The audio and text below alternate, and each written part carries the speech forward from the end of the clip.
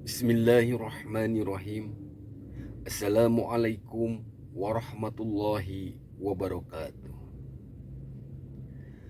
Alhamdulillahilladzi an'ama alaina binikmatil iman wal islam. Asyhadu an la ilaha illallah wa asyhadu anna Muhammadar Rasulullah. Allahumma sholli ala Muhammad wa ala ali sayyidina Muhammad. Amma ba'du. Saudara-saudaraku di seluruh dunia, baraya-barayaku di mana wae ayana, teman-temanku dimanapun Anda berada. Yang pertama dan utama, marilah kita panjatkan puji dan syukur kehadirat Allah Subhanahu wa Ta'ala, yang mana atas nikmat dan karunia darinya lah, alhamdulillah, di kesempatan hari ini kita semua dapat berkumpul atau bertemu dan bersilaturahmi tentunya di channel Wahyu Panji Vlog. Sholawat dan salam semoga terlimpah curahkan kepada baginda alam Habibana wa Nabiyana Muhammad sallallahu alaihi wasallam. Saudara-saudaraku, teman-temanku dimanapun Anda berada, seperti biasa doa terbaik buat teman-teman semuanya. Mudah-mudahan di kesempatan hari ini, wabil khusus yang menyaksikan video dari awal sampai akhir, mudah-mudahan selalu diberikan kesehatan, sehat jasmani dan tentunya sehat rohani.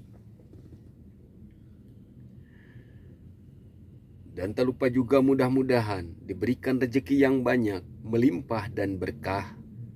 Segala urusannya diberikan kelancaran dan kemudahan.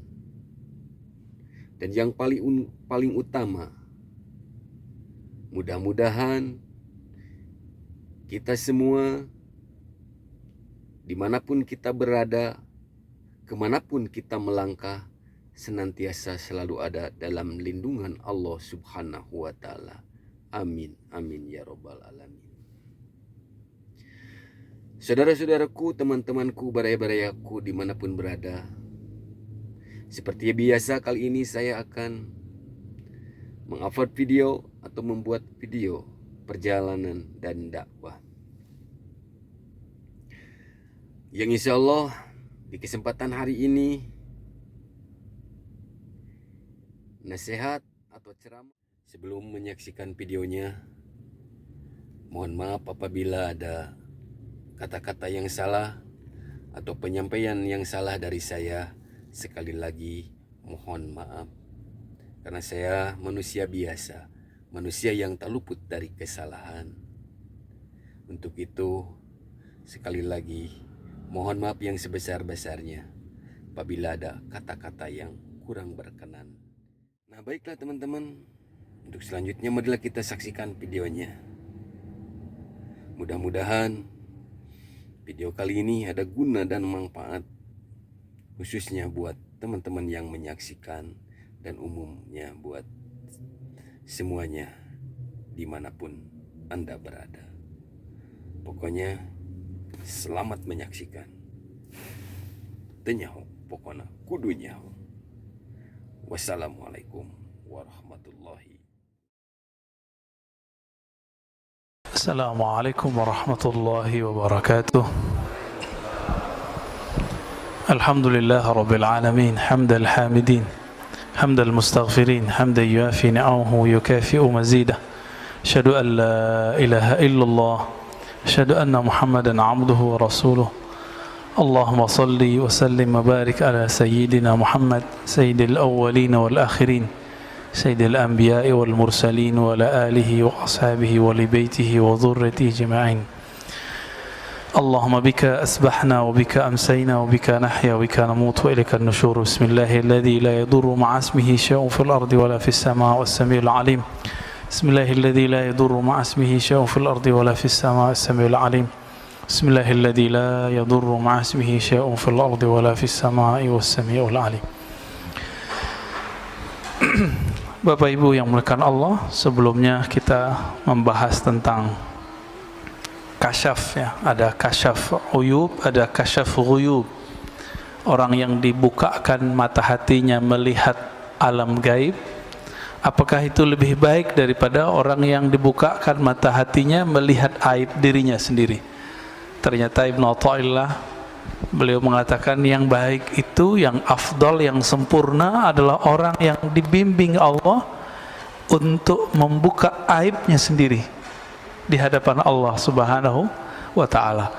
Jadi orang sakti bisa baca isi hati bukanlah orang hebat. Orang hebat adalah orang yang bisa melihat kekurangan dirinya, suruh melihat kekurangan orang lain. Kalau kita sibuk dengan kekurangan diri, sempat nggak baca aib orang lain? Nggak sempat. Maka tukang kritik ya mikir-mikir lagi dah, ya mikir-mikir lagi mau ngeritik orang. Kritik diri kita dulu. Jangan-jangan kita nggak pantas mengkritik, kita lebih pantas mengkritik diri kita sendiri. Baik di keluarga, dalam hidup bersosial, ya hidup beragama di masjid, apalagi bernegara. Nah, ini sebelum kita masuk ke hikam, kita ingin sekedar mengingatkan saja bahwa Yahudi itu ada 3 macam. Ada Yahudi ortodok, yang soleh-soleh ini. Itu mereka meyakini betul tanah yang ada di Palestina itu tanah mereka. Cuma apa kata mereka? Kami menunggu imam akhir zaman. Jadi Yahudi aja nunggu imam akhir zaman, Pak. Nunggu mereka. Sekarang kita nggak punya hak mengusir siapa saja, begitu kata orang-orang Yahudi. Maka coba lihat demo-demo mereka melarang. Yahudi ortodoks ini melarang ada TV di rumah. Nggak boleh ada internet kecuali orangnya mungkin sopir Grab gitu ya. Itu baru. Nggak boleh nonton, nggak boleh main handphone. Jadi mereka kalau mau baca berita itu atau di pojok-pojok pertigaan jalan, kayak mading di pesantren kan ada mading tuh. Sekolah-sekolah dulu kan ada berita. Jadi orang baca beritanya di situ. Mereka sengaja berhenti di sana baca berita. Ya boleh disebut juga Yahudi kolot, ya. Tapi marah juga mereka disebut Yahudi kolot kali ya. Bahasa Arabnya al-Yahud al-Usuli. Yang kedua, Yahudi sya'bi, Yahudi kebangsaan, nasionalis, watani. Ini mereka yang mencoba untuk mencari titik temu dengan orang-orang Palestina, mau berdamai. Tapi mereka nggak didengerin juga. Yang sering demo tapi nggak pakai jenggot panjang, nggak pakai kopiah yang topi yang khusus itu. Mereka biasa, orang-orang nasionalis. Tapi nggak didengar juga oleh kelompok yang ketiga. Yang ketiga itu kelompok Zionis Sahyuniyah. Ya, saya mengkonfirmasi ini lewat berita, lewat orang-orang yang pernah ke sana, dan kita juga pernah ke sana, dan juga guru kita dulu Syekhuna Ali Mustafa Yaqub dulu pernah membahas ini juga. Tadinya saya tawakuf, tidak mau komentar, tapi karena kita pernah ke sana dan pernah ketemu orang-orang yang meneliti 3 bulan di sana dan orang-orang yang berjuang di sana. Saya pernah ketemu juga orang Palestina menikah dengan orang kita. Jadi dia cerita saya baru pindah gitu dan segala macam. Maka kita dapat cerita yang berbeda dari yang apa yang diberitakan sekarang.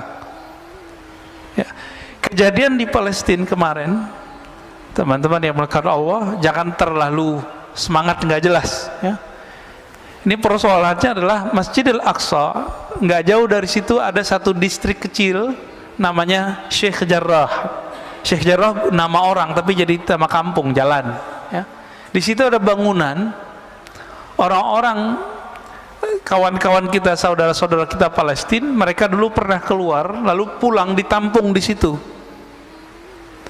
Tanah itu kemudian diklaim oleh orang-orang Zionis sudah dibeli. Nah ini masalahnya. Akhirnya mereka usir. Di saat pengusiran itu bulan Ramadan, orang-orang yang diusir ini kemudian ngumpul di Masjidil Aqsa dicurigailah oleh Zionis, maka ditembakin. Nah, ini yang kurang ajarnya Zionis itu, ya. Mereka mulai berani menembakin umat Islam di Masjidil Aqsa, seperti dulu terjadi di zaman-zaman sebelumnya, ya. Zaman-zaman sebelumnya ada pembantaian luar biasa. Jadi Masjidil Aqsa ini suksesnya cuma di zaman Salahuddin Al-Ayyubi dan nanti zaman Imam Al-Mahdi. Jadi mau sampai kapan saja, kalau Imam Al-Mahdinya belum keluar, ini versi kita loh, bukan versi Yahudi, itu nggak akan bisa direbut, Pak. Tapi insya Allah waktunya sudah dekat. Dekatnya kapan? Wallahu a'lam, ya. Kita nggak mau menakar-nakar tahun yang tidak jelas tahunnya. Kita serahkan kepada Allah Subhanahu wa ta'ala. Maka jangan asal donasi yang pasti. Bapak yang pernah masuk ke Israel diperiksa berapa kali? Masih ingat? 7 kali ya? Saya ingat saya 7 kali. Itu mau bawa barang gimana? Gak mungkin. Maka harus pemerintah kerjasama dengan pemerintah. Jangan cuma asal donasi. Nanti ada kelompok-kelompok yang ingin memanfaatkan situasi begini, dia ngumpulin duit. Ini baik, Pak, hati-hati, ya. Orang udah ketemu duit, malaikat aja jadi setan, ya. Orang suci jadi hilang sucinya. Udah ketemu fulus, ya.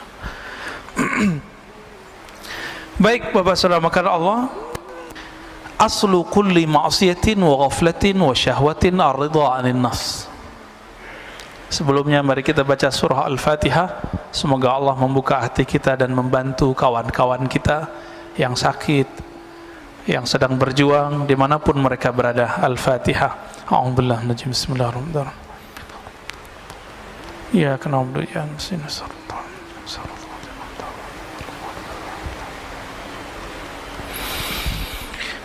Qala Ibn Athaillah Sakandari qaddasallahu sirrahu aslu kulli ma'siyatin wa ghaflatin wa syahwatin ar-ridha 'anil nafs. Sumber dari semua maksiat, sumber dari semua penyakit hati bernama lalai, sumber dari syahwat itu adalah ar-ridha 'anil nafs. Meridhai, membiarkan kehendak diri, membiarkan diri kita terpapar oleh syahwat, membiarkan diri kita menikmati tidur lalu tidak tahajud, membiarkan diri kita berdebat, membiarkan diri kita untuk memandang sesuatu yang tidak halal.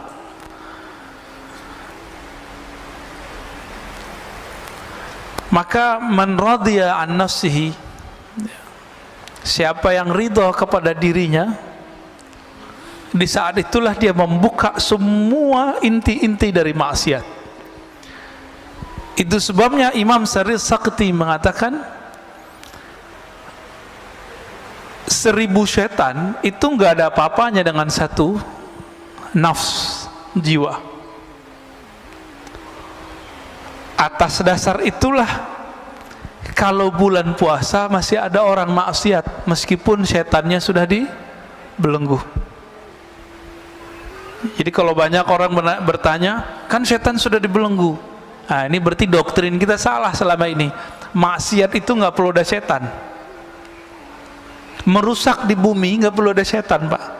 Bakat alami dalam tubuh kita itu merusak. Itu bakat alami. Inilah yang dibaca oleh setan, yang dibaca oleh malaikat. Apa kata malaikat? Ya Rob, kenapa engkau menciptakan di bumi makhluk yang merusak dan membunuh? Jadi karakter jiwa kita itu sudah merusak. Dan saya sudah pernah membahas sebelumnya, jiwa ini punya karakter hewan, punya karakter buas, hewan ternak dan buas. Dengan karakter ini sudah cukup kita bermaksiat kepada Allah Subhanahu wa ta'ala. Jadi nggak perlu setan kalau mau maksiat. Bedanya setan itu menyesatkan. Nah, ini kata kunci. Jadi yang berbahaya dalam hidup kita bukan maksiat, bukan dosa, bukan zan,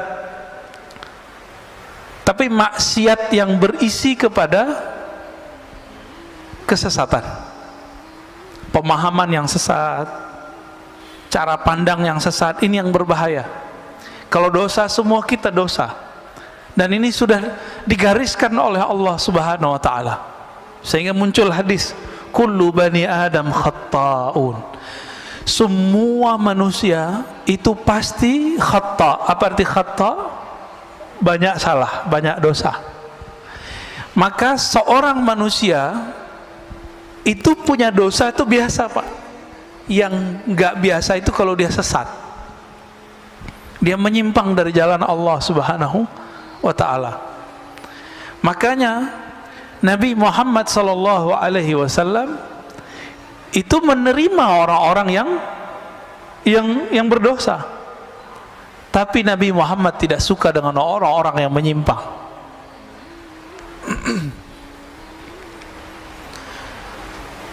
Dan dibalik, kalau maksiat, taat, ya, kemudian syahwat itu dimulai dari kita ridha kepada diri, lalu sebaliknya pokok dari ketaatan, pokok dari kesadaran dan kehormatan itu adamur ridha minka anha. Kamu tidak membiarkannya, kamu tidak meridhoinya. Kalau sepertiga malam terakhir jam 3, maunya badan tidur atau sujud, Pak? Tidur, ya. Kita biarin begitu. Ini namanya asal kulli ma'asiyah. Maksiat mulainya dari situ. Kita biarin, kita manjain jiwa, terlalu memanjakan nafs jiwa. Ini awal dari semua maksiat, ya.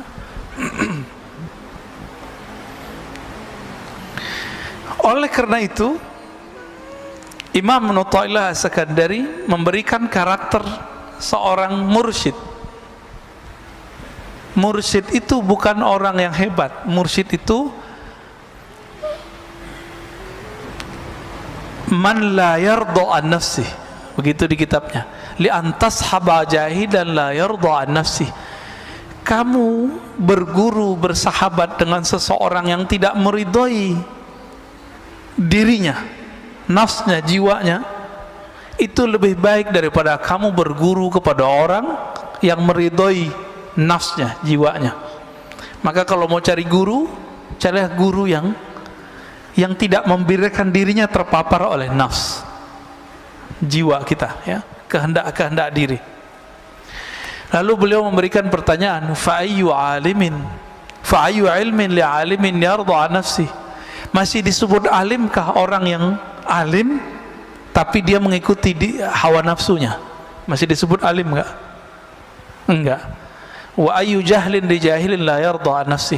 Masih disebut jahilkah orang yang jahil jika dia tidak mengikuti hawa nafsunya?